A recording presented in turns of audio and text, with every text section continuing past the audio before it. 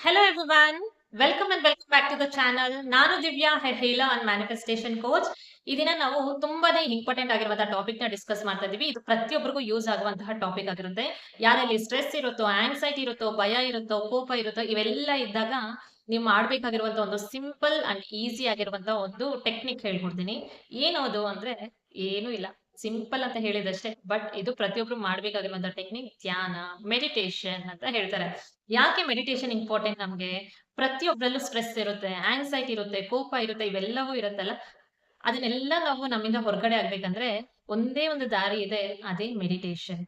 ಯಾರಲ್ಲಿ meditation practice ಮಾಡೋದಕ್ಕೆ start ಮಾಡ್ತಾರಲ್ಲ, ಅವರ ಲೈಫ್ ಅಲ್ಲಿ ಅಮೇಸಿಂಗ್ ಆಗಿರುವಂತಹ ಟ್ರಾನ್ಸ್ಫಾರ್ಮೇಶನ್ ಎಕ್ಸ್ಪೀರಿಯನ್ಸ್ ಮಾಡ್ಬೋದು ಅಂತ ಹೇಳ್ತೀನಿ. ವೈ? ಬಿಕಾಸ್ ಯಾವಾಗ ನೀವು ಕಾಮ್ ಆಗಿ ಪೀಸ್ಫುಲ್ ಆಗಿ ಒಂದು ಪ್ಲೇಸ್ ಅಲ್ಲಿ ಕುತ್ಕೊಂಡು ಸೈಲೆನ್ಸ್ ಅಲ್ಲಿ ಇದ್ದು ಅಬ್ಸರ್ವ್ ಮಾಡೋದಕ್ಕೆ ಸ್ಟಾರ್ಟ್ ಮಾಡ್ತೀರಲ್ಲ ನಿಮ್ಮ ಥಾಟ್ಸ್ ನ, ಅಲ್ಲಿ ನಿಮ್ಗೆ ಅವೇರ್ನೆಸ್ ಬರುತ್ತೆ. ಆ ಅವೇರ್ನೆಸ್ ಗೆ ನೀವು ರಿಯಾಕ್ಟ್ ಮಾಡ್ತೀರಾ, ಕಾಮ್ ಆಗಿ ಅಂತ ಥಾಟ್ಸ್ ನ ನೀವು ಎರೇಸ್ ಮಾಡ್ಕೊಳ್ಳೋದಕ್ಕೆ ಸ್ಟಾರ್ಟ್ ಮಾಡಿದ್ದೀರಾ ಅಂದ್ರೆ ನಿಮ್ಮ ಲೈಫ್ ಅಲ್ಲಿ ಇರುವಂತಹ ಸ್ಟ್ರೆಸ್ ನ, ಕೋಪನ, ಭಯನ ಇಂಥದನ್ನೆಲ್ಲವನ್ನು ನೀವು ಎರೇಸ್ ಮಾಡ್ಕೋಬಹುದು. ಏನು ಧ್ಯಾನ ಅಂದ್ರೆ ಸೈಲೆಂಟ್ ಆಗಿ ಕುತ್ಕೊಳ್ಳೋದಾ, ಕಾಮ್ ಆಗಿರೋದು, ನಮ್ಮ ಥಾಟ್ಸ್ ನೆಲ್ಲವೂ ನಾವು ಹಾಗೆ ಕಂಟ್ರೋಲ್ ಮಾಡೋದಾ ಅಂತ ಕೇಳಿದ್ರೆ ಅಲ್ಲ. ಧ್ಯಾನ ಅಂದ್ರೆ ತುಂಬಾನೇ ಸಿಂಪಲ್. ನಿಮ್ಗೆ ಬರುವಂತಹ ಥಾಟ್ಸ್ ಇರುತ್ತಲ್ಲ, ಅಬ್ಸರ್ವ್ ಮಾಡಿ ಅವೇರ್ನೆಸ್‌ಗೆ ತಗೋಬರೋದು. ಧ್ಯಾನ ಅಂದ್ರೆ ಅವೇರ್ನೆಸ್ ಅಂತ ಹೇಳ್ತಾರೆ. ಧ್ಯಾನ ಅಂದ್ರೆ ನಿಮ್ಗೆ ಬರುವಂತಹ ಥಾಟ್ಸ್‌ನ ಅಬ್ಸರ್ವ್ ಮಾಡೋದು ಅಂತ ಹೇಳ್ತಾರೆ. ಯಾವಾಗ ನೀವು ಅವೇರ್ನೆಸ್‌ಗೆ ತಗೊಂಡು ಅಬ್ಸರ್ವ್ ಮಾಡೋದಕ್ಕೆ ಸ್ಟಾರ್ಟ್ ಮಾಡ್ತೀರಲ್ಲ, ರಿಯಾಕ್ಟ್ ಮಾಡ್ತಾ ಇರಲ್ಲ ನೀವು, ಕಾಮ್ ಆಗಿ ಆ ಥಾಟ್ಸ್‌ನ ನೋಡ್ತಾ ಇರ್ತೀರಾ. ನಮ್ಮ ಲೈಫಲ್ಲಿ ನಾವು ಪ್ರತಿಯೊಬ್ರು ಅಷ್ಟೇ ಪ್ರತಿದಿನ ಆಟೋ ಮೋಡ್ ಅಲ್ಲಿ ಬದುಕ್ತಾ ಇರ್ತೀವಿ. ಅಂದ್ರೆ ನಾವೆಲ್ಲರೂ ಪ್ರತಿದಿನ ಒಂದೇ ತರದ ಥಾಟ್ಸ್ ಹಾಕೊಂತ ಇರ್ತೀವಿ. ಪ್ರತಿದಿನ ಒಂದೇ ತರದ ರಿಯಾಕ್ಷನ್ಸ್ ಇರುತ್ತೆ. ಪ್ರತಿದಿನ ಒಂದೇ ತರದ ಭಯಗಳನ್ನ ಫೇಸ್ ಮಾಡ್ತಾ ಇರ್ತೀವಿ. ಇದೆಲ್ಲವೂ ಅದೇ ತರದ ರಿಸಲ್ಟ್ಸ್ ನ ಎಕ್ಸ್‌ಪೀರಿಯನ್ಸ್ ಮಾಡೋದಕ್ಕೆ ನಮ್ಗೆ ಹೆಲ್ಪ್ ಮಾಡ್ತಾ ಇರೋದಲ್ಲ. ಆದ್ರೆ ಮೆಡಿಟೇಷನ್ ಮಾಡೋದಕ್ಕೆ ನೀವು ಸ್ಟಾರ್ಟ್ ಮಾಡಿದೀರಾ ಅಂದ್ರೆ ಈ ಯಾವ್ಯಾವೆಲ್ಲ ನಾನು ಪ್ಯಾಟರ್ನ್ಸ್ ಹೇಳಿದೀನಲ್ಲ, ಅಂತಹ ಪ್ಯಾಟರ್ನ್ಸ್ ಎಲ್ಲವನ್ನು ನೀವು ಬ್ರೇಕ್ ಮಾಡ್ಕೋಬಹುದು ತುಂಬಾನೇ ಸುಲಭವಾಗಿ ಅಂತ ಹೇಳ್ತೀನಿ. ನಿಮ್ಮಲ್ಲಿ ಆಗ್ತಾ ಇರುವಂತಹ ಪ್ಯಾಟರ್ನ್ಸ್, ಫಾರ್ ಎಕ್ಸಾಂಪಲ್ ನಿಮ್ಗೆ ಏನಾದ್ರು ತುಂಬಾ ಸ್ಟ್ರೆಸ್ ಇದೆ, ಭಯ ಇದೆ, ಕೋಪ ಇದೆ, ಇಂತಹ ಪ್ಯಾಟರ್ನ್ಸ್ ರಿಪೀಟೆಡ್ ಆಗಿ ನಿಮ್ಮ ಲೈಫ್ ಅಲ್ಲಿ ಬರ್ತಾನೆ ಇದೆ ಅಂದ್ರೆ, ಅಂತ ಸಿಚುವೇಶನ್ಸ್ ಬರ್ತಾನೆ ಇದೆ ಅಂದ್ರೆ, ಇಂತಹ ಪ್ಯಾಟರ್ನ್ ನ ನೀವು ಮೆಡಿಟೇಷನ್ ಇಂದ, ಧ್ಯಾನದಿಂದ ಅದನ್ನ ಹೊರಗಡೆ ಹಾಕೋಬಹುದು ಅಂತ ಹೇಳ್ತೀನಿ. ಮೆಡಿಟೇಷನ್ ಅಂದಿದ ತಕ್ಷಣ ನಮ್ಗೆ ವಯಸ್ಸಾಗಿರೋರೇ ಮಾಡ್ಬೇಕು, ಇಲ್ಲಾಂದ್ರೆ ಯಾರು ಫ್ರೀ ಆಗಿರ್ತಾರೋ ಅಂತವ್ರೇ ಮಾಡ್ಬೇಕು, ಯಾರು ಮನೇಲಿ ಇರ್ತಾರೋ ಅಂತವ್ರೇ ಮಾಡ್ಬೇಕು ಅನ್ನುವಂತಹದನ್ನ ಈ ಕ್ಷಣಕ್ಕೆ ನೀವು ನಿಮ್ಮ ತಲೆಯಿಂದ ಹೊರಗಡೆ ಹಾಕಿ. ಮೆಡಿಟೇಷನ್ 5 ಇಯರ್ಸ್ ಇಂದನು 80 ಇಯರ್ಸ್, 90 ಇಯರ್ಸ್, 100 ಇಯರ್ಸ್ ವರೆಗೂ ಯಾರು ಬೇಕಾದ್ರೂ ಮೆಡಿಟೇಷನ್ ಮಾಡ್ಬೋದು. ನಮ್ಮ ಒಳಗಡೆ ಇರುವಂತಹ ಸ್ಟ್ರೆಸ್‌ನ, ಆಂಕ್ಸೈಟಿನ, ಫಿಯರ್‌ನ ಇವೆಲ್ಲವನ್ನು ಹೊರಗಡೆ ಹಾಕೋಬೇಕಂದ್ರೆ ಸಿಂಪಲ್ ಆಗಿರುವಂತಹ ಮೆಥಡ್ ಏನಪ್ಪಾ ಅಂದ್ರೆ ಮೆಡಿಟೇಷನ್ ಅಂತ ಹೇಳ್ತೀನಿ. ನಮ್ಮಲ್ಲಿ ಇರುವಂತಹ ಗೊತ್ತಿಲ್ದಿರ ಇರುವಂತಹ ಎಷ್ಟೋ ಥಾಟ್ಸ್‌ನ ನಾವು ರಿಲೀಸ್ ಮಾಡ್ಕೋಬೇಕಂದ್ರೆ ಮೆಡಿಟೇಷನ್ ಇಸ್ ಬೆಸ್ಟ್ ಅಂತ ಹೇಳ್ತೀನಿ.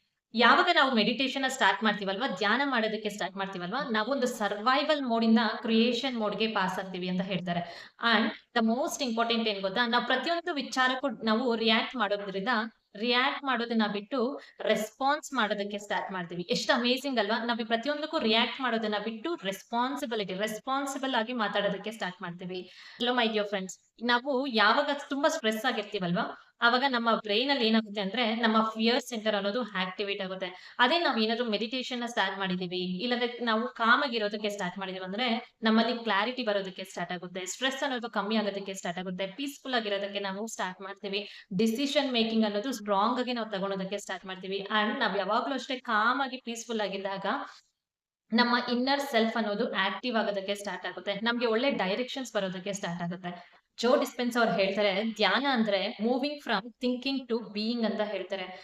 ಆದ್ರೆ ನಮ್ಮ ಪಾಸ್ಟ್ ಆಗಿರ್ಲಿ, ನಮ್ಮ ಬಾಡಿ ಆಗಿರ್ಲಿ, ನಮ್ಮ ಟೈಮ್‌ನ ಇವೆಲ್ಲವನ್ನು ಮೀರಿದಾಗ ನಾವೊಂದು ಕ್ವಾಂಟಮ್ ಪಾಸಿಬಿಲಿಟೀಸ್‌ಗೆ ಹೋಗ್ತೀವಿ. ಅಲ್ಲಿ ನಮ್ಮ ಮ್ಯಾನಿಫೆಸ್ಟೇಷನ್ಸ್ ಪವರ್‌ಫುಲ್ ಆಗಿ ವರ್ಕ್ ಆಗೋದಕ್ಕೆ ಸ್ಟಾರ್ಟ್ ಆಗುತ್ತೆ ಅಂತ ಹೇಳ್ತಾರೆ. ನಾವ್ ಏನೆಲ್ಲ ಮ್ಯಾನಿಫೆಸ್ಟ್ ಮಾಡ್ಕೊಂತೀವಲ್ಲ, ಅದನ್ನೆಲ್ಲವನ್ನು ಪಡ್ಕೊಳ್ಳುವಂತ ಪಾಸಿಬಿಲಿಟೀಸ್ ಇರುತ್ತೆ ಅಂತ ಹೇಳ್ತಾರೆ. ಧ್ಯಾನ ಅಂದ್ರೆ ನಮ್ಮ ಗಮನನ ಟ್ರೈನ್ ಮಾಡೋದು ಅಂತ ಹೇಳ್ತಾರೆ. ಅಂದ್ರೆ ಪ್ರತಿಯೊಬ್ಬರಿಗೂ ಥಾಟ್ಸ್ ಅನ್ನೋದು ಬರುತ್ತೆ, ಹೋಗುತ್ತೆ ಅಲ್ವಾ?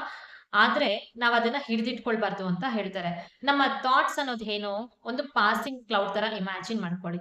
ಅಂಡ್ ನೀವು ಒಂದು ಸ್ಕೈ ಅಂತ ಇಮ್ಯಾಜಿನ್ ಮಾಡ್ಕೊಳ್ಳಿ. ಇವಾಗ ಥಾಟ್ಸ್ ಅನ್ನೋದು ಬರ್ತಾ ಇರುತ್ತೆ, ಹೋಗ್ತಾ ಇರುತ್ತೆ. It is like A passing cloud. ನೀವು ಒಂದೇ ಪ್ಲೇಸ್ ಅಲ್ಲಿ ಕಾಮ್ ಆಗಿ ಇರ್ತೀರಲ್ವಾ? ಇವಾಗ ಆಕಾಶ ಹೇಗೆ ಒಂದೇ ಪ್ಲೇಸ್ ಅಲ್ಲಿ ಕಾಮ್ ಆಗಿರುತ್ತೋ, ಹಾಗೆ ನೀವು ಒಂದು ಪ್ಲೇಸ್ ಅಲ್ಲಿ ಕಾಮ್ ಆಗಿದ್ರೆ ಈ ಥಾಟ್ಸ್ ಅನ್ನೋದು ಪಾಸಿಂಗ್ ಕ್ಲೌಡ್ಸ್ ಅಂತ ಹೇಳ್ತಾರೆ. ರಿಪೀಟೆಡ್ ಆಗಿ ನಿಮ್ಗೆ ಬರ್ತಾ ಇರ್ಬೋದು. ಇಲ್ಲಾಂದ್ರೆ ನಿಮ್ಮ ಥಾಟ್ಸ್ ನಿಮ್ಮನ್ನ ಡಿಸ್ಟರ್ಬ್ ಮಾಡ್ಬೋದು. ಬಟ್ ನೀವು ಒಂದೇ ಪ್ಲೇಸ್ ಅಲ್ಲಿ ಕಾಮ್ ಆಗಿ ಕುತ್ಕೊಳ್ಳೋದಕ್ಕೆ ಟ್ರೈ ಮಾಡ್ತೀರಲ್ಲ, ಅಲ್ಲಿ ನಿಮ್ಮ ಲೈಫ್ ಅಲ್ಲಿ ಚೇಂಜಸ್ ನ ಎಕ್ಸ್‌ಪೀರಿಯನ್ಸ್ ಮಾಡೋದಕ್ಕೆ ಸ್ಟಾರ್ಟ್ ಮಾಡ್ತೀರಾ. ನಿಮ್ಮ ಥಾಟ್ಸ್ ನ ನೀವು ಅಬ್ಸರ್ವ್ ಮಾಡ್ತಾ ಇದ್ದೀರಾ. ರಿಯಾಕ್ಟ್ ಮಾಡಲ್ಲ, ಅದಕ್ಕೆ ರೆಸ್ಪಾನ್ಸ್ ಮಾಡೋದಕ್ಕೆ ಸ್ಟಾರ್ಟ್ ಮಾಡ್ತೀರಾ. That is the real meditation ಅಂತ ಹೇಳ್ತಾರೆ.